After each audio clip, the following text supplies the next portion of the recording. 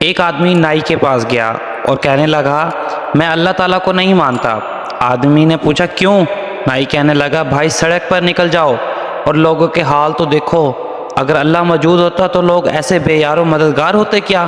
نعوذ باللہ۔ آدمی بال کٹوا کر باہر نکلا تو اس نے ایک آدمی کو دیکھا جو بکھرے اور اجڑے ہوئے بالوں کے ساتھ سڑک پر جا رہا تھا۔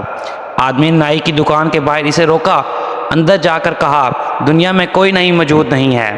نائی نے کہا جناب میں موجود ہوں۔ آدمی نے اس شخص کی طرف اشارہ کرتے ہوئے کہا اگر دنیا میں نائی موجود ہوتا تو اس شخص کے بال اتنے بڑے اور اجڑے ہوئے نہیں ہوتے۔ نائی نے کہا اصل بات تو یہ ہے یہ لوگ نائی کے پاس جاتے ہی نہیں۔ آدمی نے بتایا اس طرح اللہ بھی موجود ہے، دنیا کے بدحال لوگ اس کے پاس جاتے ہی نہیں، ورنہ اللہ ضرور عافیت کا معاملہ فرماتے۔ اسی طرح جب ہم کسی کو اپنی تکلیف بتائیں گے نہیں تو ہمارا مسئلہ کیسے حل ہوگا؟ اس طرح جب ہم ڈاکٹر کے پاس جاتے ہیں وہ ہمیں دوائی لکھ کر دیتا ہے کہ ڈاکٹر اتنا بڑا علم ہو گیا ہے کہ وہ ہمیں ٹھیک کر سکے، جب تک ہمارا اللہ نہیں چاہے گا ہم کیسے ٹھیک ہوں گے؟ جب ہمارا مسئلہ ہمارا اللہ حل کر سکتا ہے تو ہمیں کسی اور کے پاس جانے کی کیا ضرورت ہے؟